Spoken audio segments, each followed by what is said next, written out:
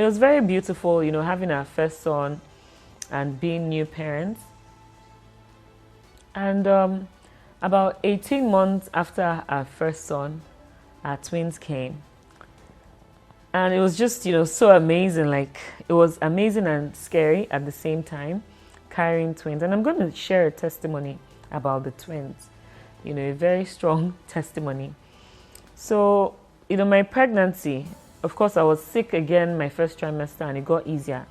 But the last leg of the pregnancy was very tough.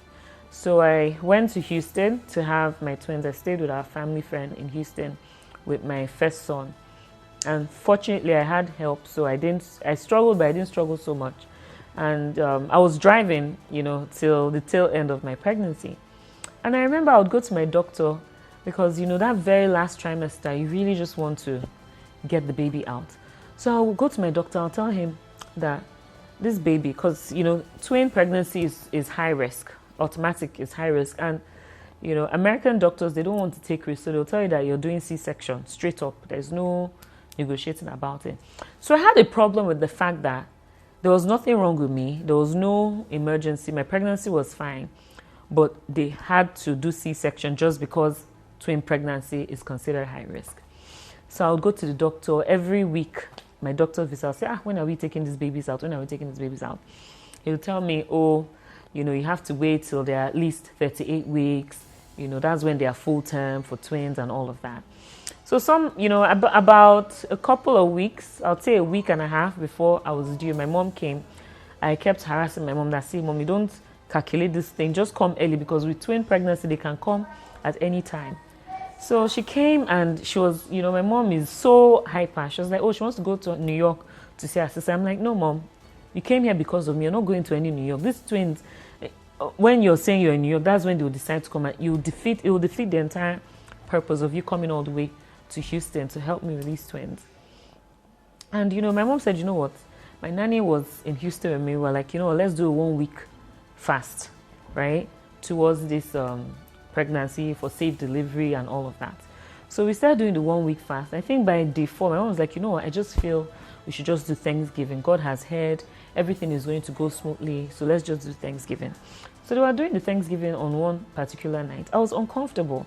And at this time, I had done so much research, right? So it wasn't like, I didn't go into spontaneous labor with my first son. So I didn't know what spontaneous labor felt like with twins. But I started having back pain and it felt like I needed to go to the bathroom. So I'll go to the bathroom, come back, lie down. I was uncomfortable, but I didn't know what it was that was happening to me. So my mom was like, listen, you don't go and have these children in the toilet. Let's just go to the hospital because we don't know if these children are about to come. We don't know. It's better to go to the hospital just to be sure. Fortunately, the people who we were staying at their house, they were awake. So I knew that this thing was just orchestrated by God. They were up. So they're like, let them drive me to the hospital. It wasn't up to 5 minutes I got into the car, I started having contractions. And the contractions started like 10 minutes apart, then like 5 minutes apart. I was screaming. It was so dramatic. I was hitting my mom like, hey, Mommy, rub my back, rub my shoe, rub my back. I'm like, no, stop. It was just, personally, I think contractions are more painful than the actual delivery. So, we get to the hospital, they start trying to do registration. I'm like, you guys, I think I'm in labor. Like, there's no time for this. I was screaming. So they're like, let them rush me to the ward and all of that. So by the time they laid me down, my doctor because remember, this was spontaneous labor. So the doctor who was scheduled, who I had been seeing, he was, a doctor with like 30-something years of medical, he was a gynecologist or something for over 30-something years, very experienced Nigerian doctor.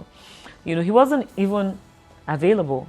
So it was like some other doctor that was covering a shift, a much younger doctor that ended up delivering my children. So by the time I laid down and they checked me, I was already, I think, 8 cm. And for you to start pushing is like 10 cm. They're like, oh my God, I can see the baby's head. Everybody starts running up and down. And, they didn't believe me when I was screaming that I think I'm in labor. They were like, oh my gosh, that... because, your water is supposed to break, but my water didn't break. So by the time they were checking, eventually the water broke. So they took me to the theater because, remember, twin pregnancy is high risk, just in case. It wasn't up to 10 minutes so that I laid down. The first baby, my Cam Delichuku, that is so active. He was the one that he wanted to come out and see the world. He came, and I had a 15-minute, I had him naturally. I didn't even have time to get epidural. This was pure, like, natural. When you say Hebrew woman delivery, it was pure Hebrew woman delivery. I had Kamdi, and 15 minutes after, Kamsi came. And, my mom calls my husband to tell him that, oh, congratulations. He's like, what do you mean, like, because he had just spoken to me a couple of hours, but all that drama had happened within a space of 2 hours when he was probably sleeping Nigerian time.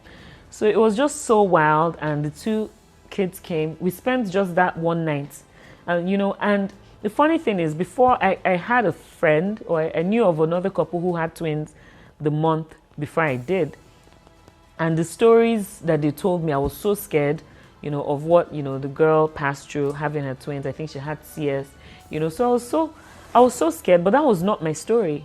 That wasn't my story. And that's why it's important to hang on to God and to focus on your focus and just, believe that what you prophesy. Because I kept saying it, even the doctor had said I'll have CS, I kept saying it in my mind that there's nothing wrong with me. What do I need to have CS for? And my children were perfectly fine. They didn't have their sight was good. Their hearing was perfect. They didn't have any issues.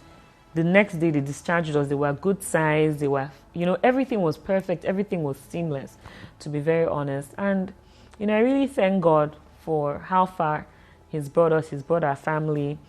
I mean, it was really tough the first year, especially when I came back to Nigeria. I went through postpartum depression. At the time, I didn't realize it was postpartum depression, but that was what it was, because I didn't give myself enough time to adjust into motherhood. I came back to Nigeria. I wanted to get back into work because, I'm very, very active. I like to, get things done. It's not my nature to just sit in the house. And I was, taking on too much. I was trying to lose weight. I was trying to get back into work. I was just, trying to do so much stuff. And maybe I was putting myself under unnecessary pressure. Maybe, social media had something to do with it. And I'm just saying this to say that we need to pace ourselves. We need to take care of our mental health as, as humans, as women. We go through so much. We're handling so much. We're juggling so many responsibilities. Like I said before, I don't want to just identify as Zini the mom. I'm Zini the professional. I'm Zini the entrepreneur. There's just so many depths to who I am. You can't put me in a box. But I was trying to jump on all of those different expressions of who I am too soon and too quickly. And I didn't give myself time, And I think, it wasn't easy, but, with God's grace and with, good family support, I was able to get through that postpartum, because I also wasn't bonding with my children for almost 8 months of their existence. I wasn't really bonding with them because I just wasn't myself. It took me a while to, grow into my role, because I remember I went from one mom, being a mom of 1 to a mom of 3. So it was a lot to absorb mentally. So, it really took a while for me to get a hang of things. I mean, my husband, he was so confused. He didn't understand, because I had a lot of help, but still, I don't know how to explain it. It was still a lot to process in my mind that, okay, you're now responsible for 3 children. But, somehow I was able to get over that. And I'm in a fantastic place. My children stress me a lot, but, I've grown to, I'm growing, because I'm not there yet. I'm growing into, motherhood and into balancing everything. You're never going to be perfect at everything, at the same time. Something must suffer. That's a fact. So if you're focusing on children, work will suffer. If you're focusing on work, children will suffer. And that's why, it's important to also delegate and to balance things out. And I mean, it's been beautiful. And anyone that is going on this journey, just, hold on to God, and let's believe that everything will work out eventually.